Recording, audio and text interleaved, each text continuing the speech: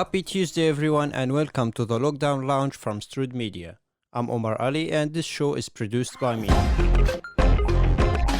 What's on your mind? We'd really like to hear. Hello, and welcome to the Lockdown Lounge, Episode 5. I'm your host, Ollie Kemp. Hello, I'm Omar, and I'm producing this show. Hello, I'm Harry, returning from the last episode as the Yeovil Ninja expert.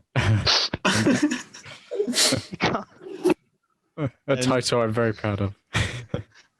And hello, I'm Mark, and I'm probably a failed cloning experiment from the Congo Basin. Yay. It's good to you can't bring up the Yeovil Ninja that early. No more. We've had an episode. Okay, no more mention of him. Until He's next gone. year. Yeah. Until next year. Episode 200.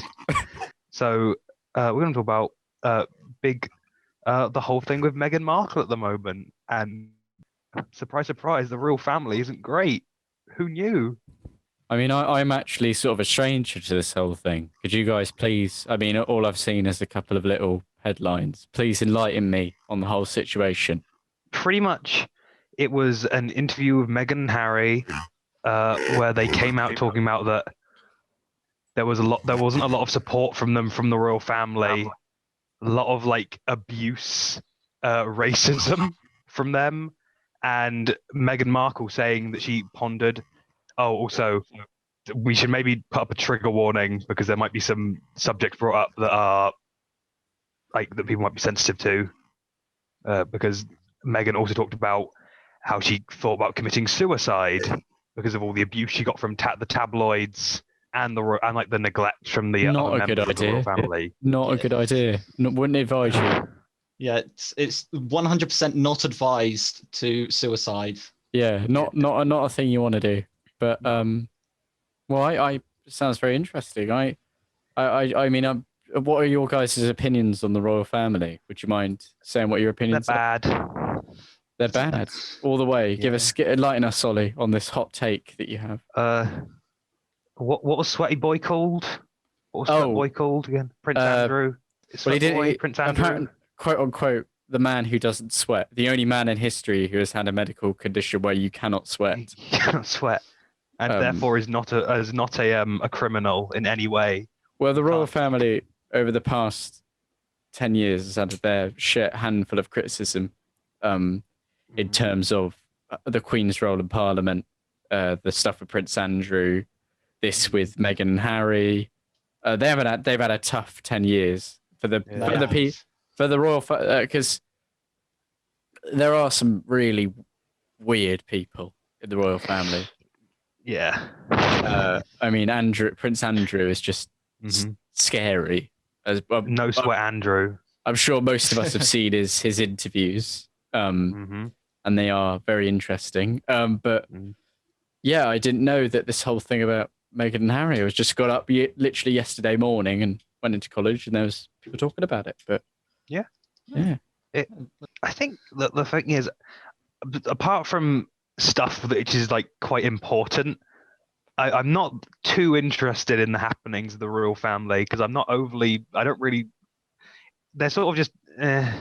I don't really care about them, and I'm not sure why they exist apart from maybe some. I think for tourism mainly.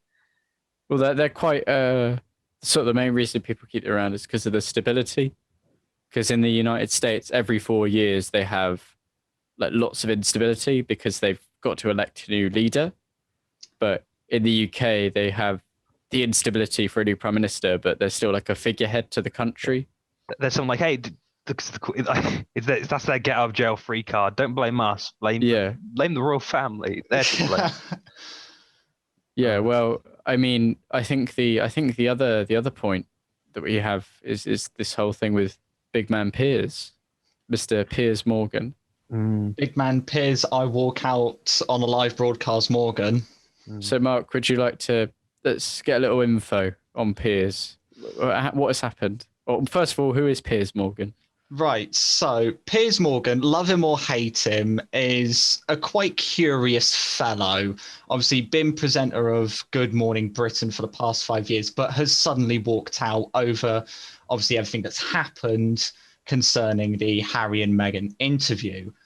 Obviously, when it came out, about 10 people across the UK were watching. The rest were recording it and ready to watch it in the morning with their breakfast. But Piers was one of those who was watching it, and he said, and I quote, he was absolutely disgusted with like all the stuff that Meghan was saying. And from the Sun's YouTube channel, there was like they were interviewing him, and he said that she should just leave the royal family alone and just keep the money in a bank account somewhere and stop leeching off them. But yeah, Piers, I think we can all agree that Piers has a pretty loud voice when it comes to anything. Yeah.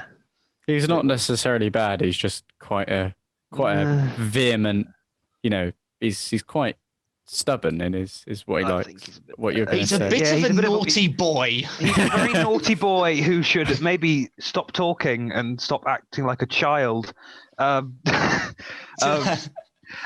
think my main issue that was sort of shocking about this statement is that like he's very just easily dismisses like someone saying that they were contemplating suicide, and it's like no, of course not.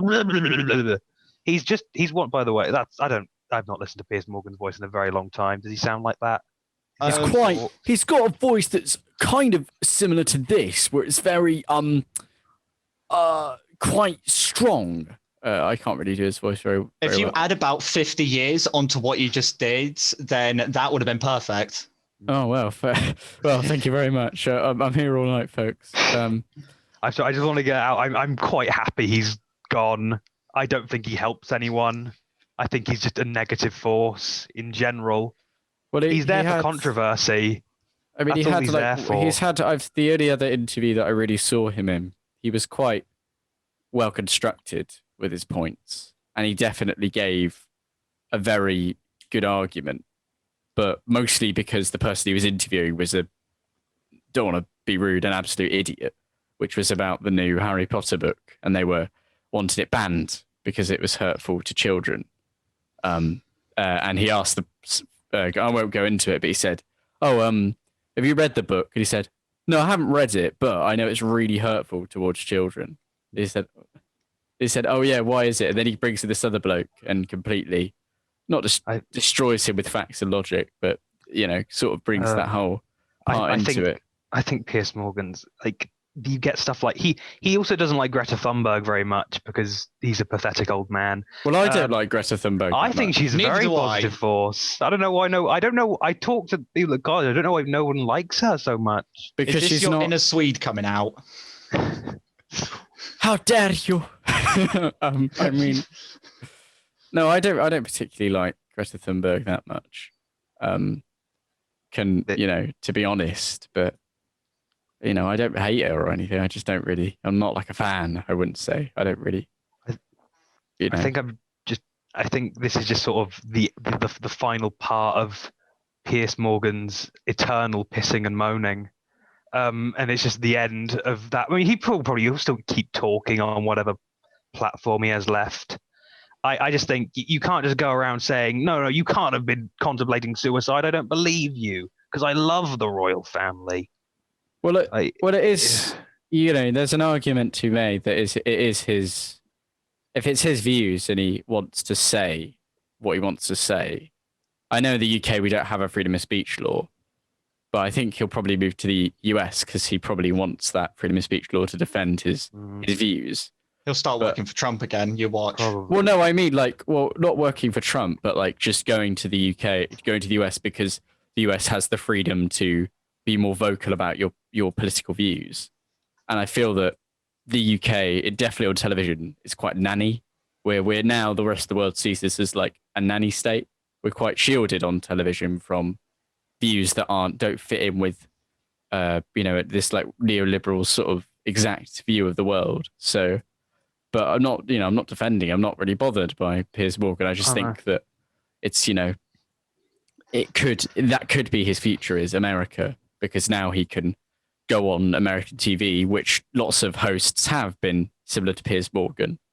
I think that the main one for CNN in the US is very similar to Piers Morgan, but I mean, that's probably what will happen. Who's the lady that hosts it with Piers Morgan? Susanna Reid.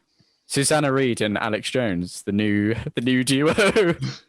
No, I saw grazing through social media. There's actually like a thing stating, would you until they find a new permanent host to replace Piers Morgan, they were suggesting getting Jeremy Clarkson to fill in his place. Oh God. I don't know if that would be better or worse, but They're basically the same person, so might as well get them on. By the way, this is just a general question. How attached to the royal family are you all?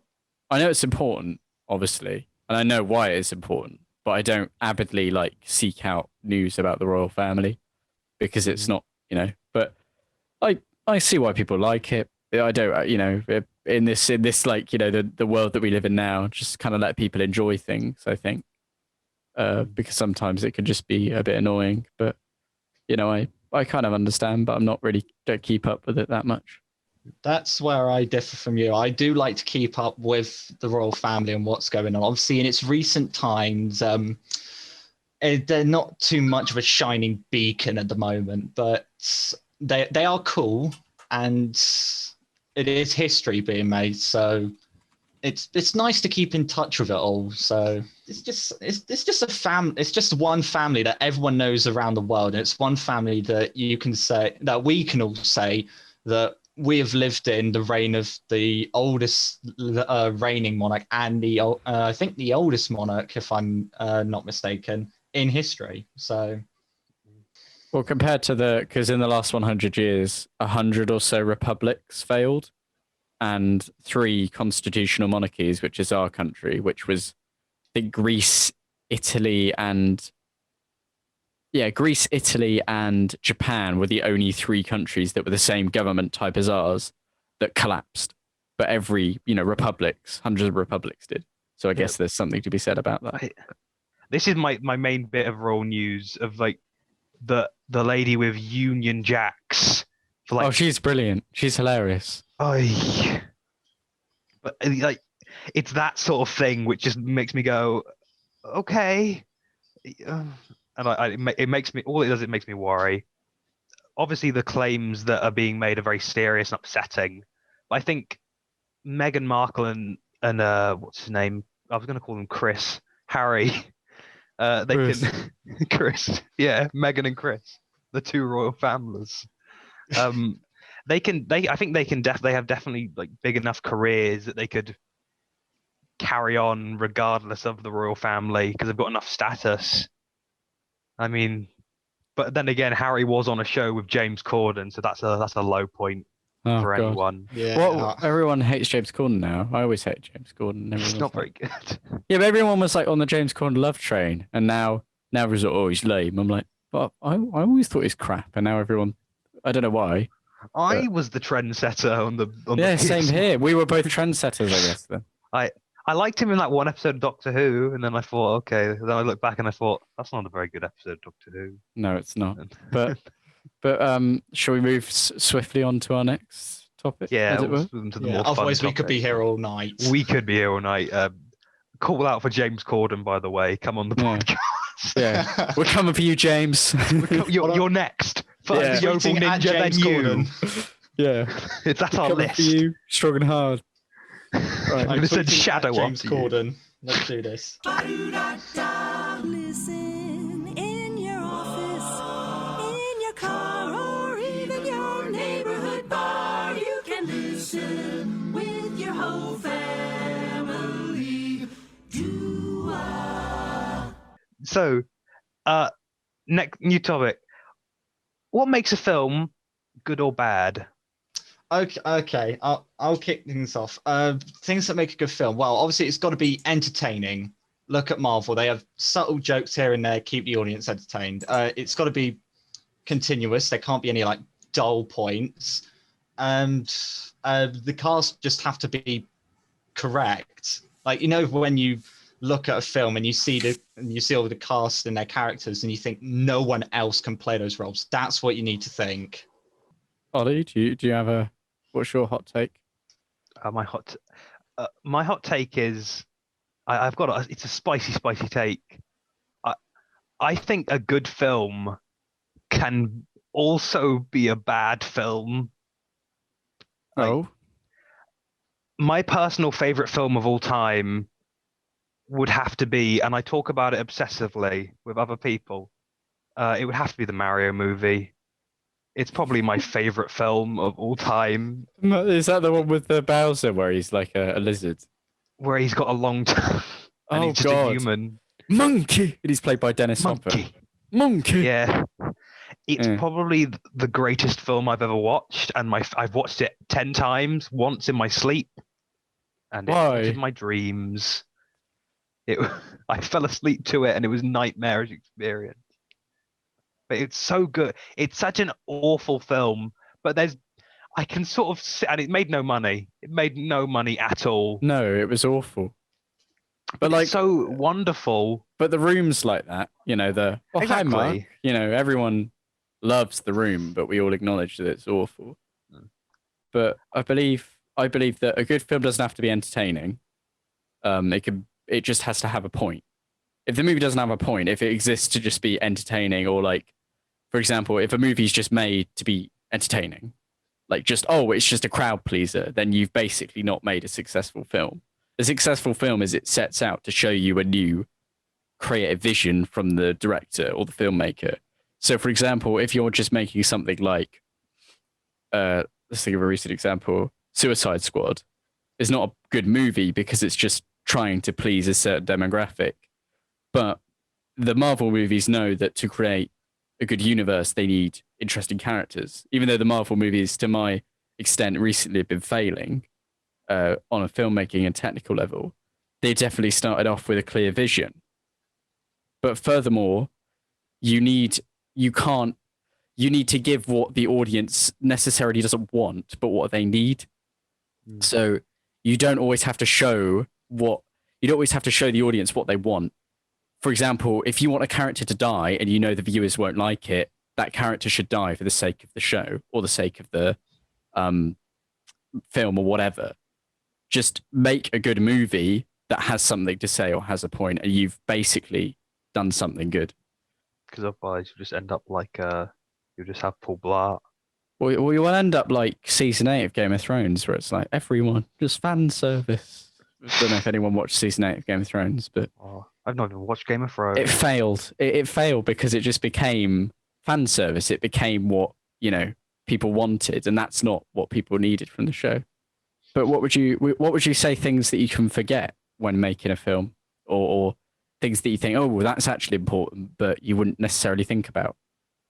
What about actual sort of sound design? What works well for for example, if let's say horror, what works well for good sound in horror? Do you guys know? Oh, horror. Good sound in horror. Obviously you need like the low sort of bass tones. You need a screechy violin. Forget the WD-40. We don't need that on set.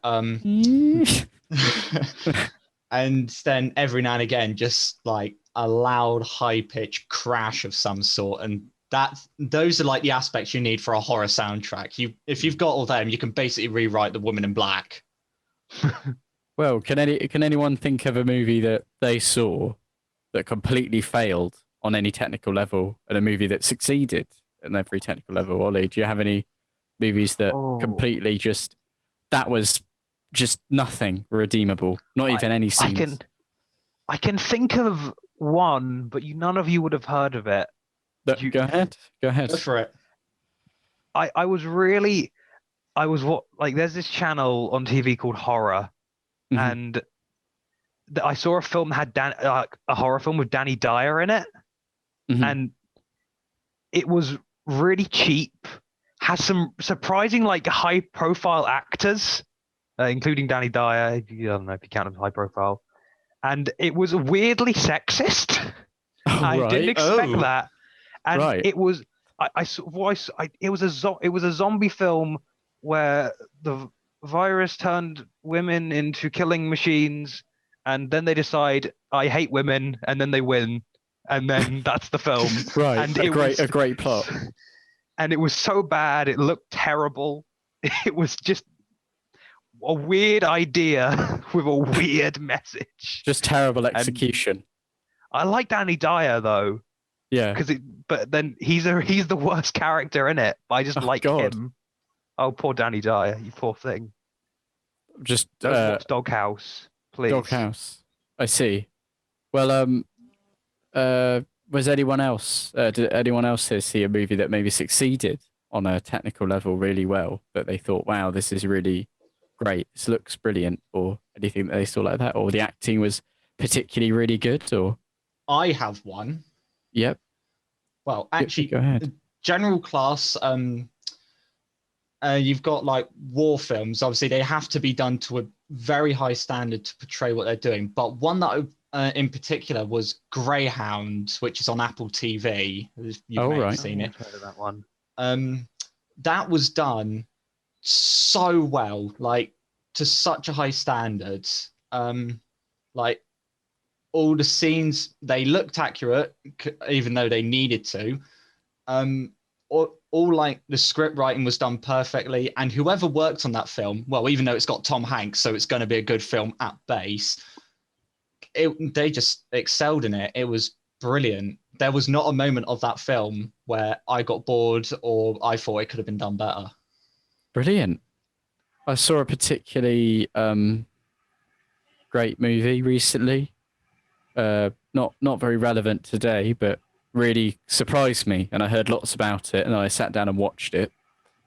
Not a particularly nice movie, but very, very thought-provoking, which was 1997's Funny Games, which was about... Which was quite intense, but had really great themes, and there was a really great sort of... I never watched a film where it wasn't really sort of caring about what the audience wanted. It was strictly telling this story. And there was sort of these villain characters that were talking directly to the audience saying, oh, you want a plausible story with plot development and the characters win. Oh, whatever, you're not going to get it.